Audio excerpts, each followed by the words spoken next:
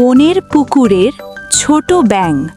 সে একদিন ভাবল, জল ছাড়া বাঁচতে কেমন লাগে।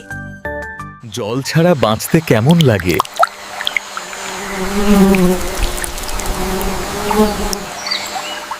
জল ছাড়া থাকতে জঙ্গলের পুকুরের ছোট ব্যাঙ একদিন শুকনো জমিতে গেল।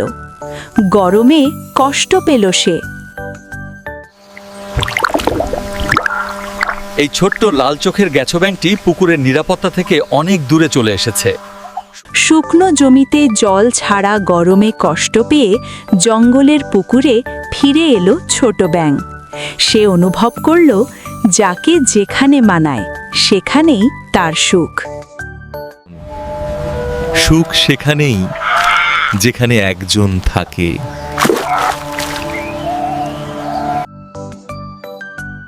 এই গল্প থেকে শিখলাম, নিজের জায়গার মর্যাদা বুঝে চলাই আসল বুদ্ধি।